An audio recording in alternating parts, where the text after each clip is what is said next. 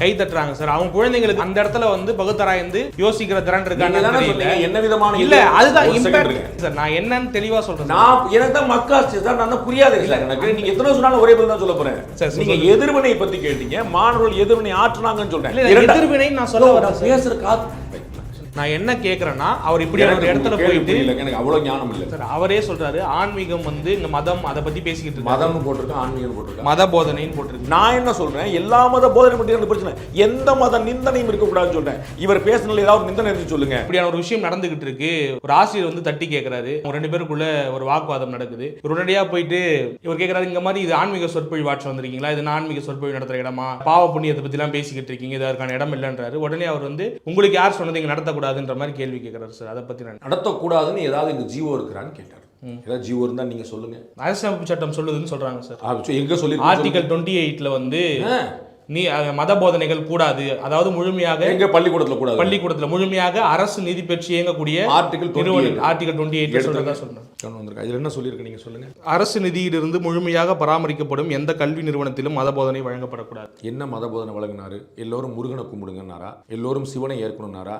எல்லோரும் வந்து மற்ற மத கடவுள்களை ஏற்கக்கூடாதுன்னு சொன்னாரா? நான் கவனிச்ச வரைக்கும் தெரியல, நீங்க தான் கவனிச்சீங்க சார். அவரே சொல்றாரு ஆன்மீகம் வந்து இங்க மதம் அதை பத்தி பேசிக்கிட்டு இருக்கு. மதம்னு போட்டிருக்கேன், ஆன்மீகம் போட்டிருக்கேன், மத போதனைன்னு போட்டிருக்கு. ஆன்மீகத்துக்கு யார் யார மேற்கோள் காட்டுறாருன்னு இருக்குல்ல சார். ஆன்மீகத்துக்கும் யார் யார மேற்கோள் எல்லாரும் அவர் எல்லாரும் மேற்கோள் காட்டினா நீங்க தான் சொன்னீங்க, நான் சொல்லல. எல்லா மதத்திலும் அவர் எடுக்கிறேன்னு சொன்னாரு நீங்க சொன்னீங்க, சரிங்களா? ஆன்மீகத்துக்கும் மதத்துக்குமான வித்தியாசம் சொல்லுங்க. இல்ல மத அதுல ஆன்மீகம்னும் போது மதம் வந்துடல சார். அதுல அப்படி நீங்க நினைச்சிட்டு இருக்கீங்க. நான் வந்து திரு ரகுமான் அவர்கள்ட்ட ஒரு கேள்வி கேட்டேன். ஏஆர் ரகுமான் அவர்கள்ட்ட வந்து நானும் கேட்டேன். அப்போ வந்து நீங்கள் ரொம்ப டூ மச் ரிலீஜியஸாக இருக்கீங்களோ அப்படின்னு கேட்டேன். அவர் ஒரு கரெக்ஷன் சொன்னார், நான் டூ மச் ஸ்பிரிச்சுவலாக இருக்கிறேன். அதுதான் உங்களுக்கான பதில். There is a huge difference between being spiritual and religious. மதத்தின் அடிப்படையில் இருக்கிறதற்கும் ஆன்மீகத்தின் அடிப்படையில் இருக்கிறதுக்குமான 1000 வித்தியாசங்கள் இருக்கு. ஆன்மீகம் எல்லா மதங்களையும் உள்ளடக்கியது, மதங்களுக்கும் அப்பாற்பட்டது. அவர் என்ன சொல்றாரு, மாணவர்கள் முன்னாடி வந்து நீங்க பண்ண பாவத்துக்கு பலனாக வந்து இந்த பிறப்புல வந்து நீங்க இப்படி பிறந்திருக்கீங்க அப்படின்றாரு. என்ன மாதிரியான ஒரு சிந்தனையை உட்படுத்துது அவங்களுக்கு அப்படின்னு நான் சொன்னேன், நீங்க கவனிக்கல. 2வது முறையா சொல்றேன். இன்னும் 15 முறை கேட்டா 15 முறை நான் அதே சொல்லுவேன், உங்களுக்கு தெரியும். அவர் பயன்படுத்தின வார்த்தைகளுக்கு நான் பொறுப்பல்ல. அந்த பயன்படுத்தின சென்ஸ், கர்மா, முற்பிறப்பு, மறுபிறப்பு, பாவம், புண்ணியம், இது வந்து இந்து மதத்துடைய நம்பிக்கை, இந்திய மதத்தோட நம்பிக்கை, தமிழர் மதத்தோட நம்பிக்கை, திருவள்ளுவருடைய நம்பிக்கை, திருமூலருடைய நம்பிக்கை. சார், இந்த முன்பிறவி பின்பிறவி கவனிக்கிறீங்களா? நான் கவனிக்கிறேன். முன்பிறவி பின்பிறவி அப்படிங்கிறத தாண்டி இப்படி பண்ணவங்க இப்படி ஊனமா பிறந்திருக்காங்க அப்படிங்கிற ஒரு சொல்லாடல அங்க பயன்படுத்துறாரு. மாணவர்கள் முறையா சொல்றேன், நீங்க கவனிக்கிறதுல நான் புரிஞ்சுக்கிட்டேன். சார், முழுசா உள்வாங்கிக்கிறேன். அது சரின்னு பாக்குறீங்களா? நான் என்ன சொல்றேன், அவருடைய வார்த்தைக்கு நான் பொறுப்பாக முடியாது, அது அவர் தான் பொறுப்பாகணும். அது சார் உங்களுடைய கருத்து. நான் அந்த வார்த்தைக்கு உங்களுடைய கருத்து, நான் என் கருத்தை சொல்றேனே.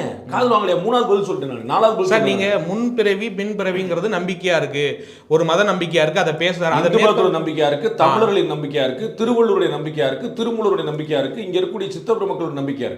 ரங்கராஜ் பாண்டியோட தனிப்பட்ட நம்பிக்கை இல்ல, இந்து மதத்தினுடைய நம்பிக்கையா இருக்குன்னு சொல்றீங்க. ஆனா அதை பயன்படுத்தி அதுக்கப்புறம் ஒரு 4 சொன்னேன். அதை பயன்படுத்தி அதுக்கப்புறம் ஒரு 4 சொன்னேன். அதான் சார். என்ன சார் அதை பயன்படுத்தி அதுக்கப்புறம் 4 அது கவனிக்க மாட்டீங்களா? என்ன சார்? தமிழர்களுடைய நம்பிக்கை, திருவள்ளுவருடைய நம்பிக்கை, திருமூலருடைய நம்பிக்கை, சித்திர பெருமக்களுடைய நம்பிக்கை, இந்த மண்ணின் நம்பிக்கை. அது எந்த இடத்துல போய் என்னவா பேசுறோங்கிறது இருக்குல்ல, அது அவர் பொறுப்பு. அதை எப்படி பாக்குறீங்கன்னு கேக்குறேன் நான். ஏங்க நான் தான் இல்ல அவருடைய சரியா தப்பான்னு கேக்குறேன். உங்களுடைய பார்வை, நான் பார்த்த பார்வை தான் நாங்க சொல்லிட்டு இருக்கேன். சார், நீங்க முன்ஜென்மம் பின்ஜென்மம் அவர் பேசுனதை மேற்கோள் காட்டுறீங்க. இது நம்பிக்கையா இருக்குன்னு சொல்றீங்க, இந்துக்களுடைய நம்பிக்கையா இருக்கு, தமிழர்களுடைய நம்பிக்கையா இருக்குன்றீங்க. நான் என்ன கேக்குறேன்னா, அவர் இப்படியான இடத்துல போயிட்டு, எனக்கு அவ்வளவு ஞானம் இல்லை சார், இப்படியான இடத்துல போயிட்டு இந்த கான்டெக்ட்ல பேசுனது ஒரு எதிர்மறையான சிந்தனையை அந்த மாணவர்கள் மத்தியில விதைக்காதான்னு கேட்க. மாணவர்கள் என்ன சொன்னாங்கன்னு அந்த வீடியோ எடுத்து போடுங்க. நீங்க கரெக்டா பண்ணீங்கன்னா அந்த வீடியோ எடுத்து இங்க உங்களுடைய வீடியோல சேர்த்து போடுங்க. அவர் வந்து மாணவர்கள்ட்ட கேட்கிறார், நீங்க மாணவர்கள்ட்ட எப்படிப்பட்ட எதிர்வினையாற்றும் கேட்டீங்கல்ல, அந்த கேள்விக்கான பதில் அவர் வைக்கிறார். நான் பேசுனது ஏதாவது தப்பு இருக்கா? ஆன்மீகம் பேசக்கூடாதா? ஆன்மீகம் பேசினா தானே அடுத்தவருக்கு உதவுற பத்தி தெரிய முடியும், எல்லா உயிருக்கும் உதவு பற்றி எப்ப தெரிய முடியும்? ஆன்மீகம் பேசினா தானே அப்படின்றாரு. குழந்தைகள் பூரா கைதட்டுறாங்க.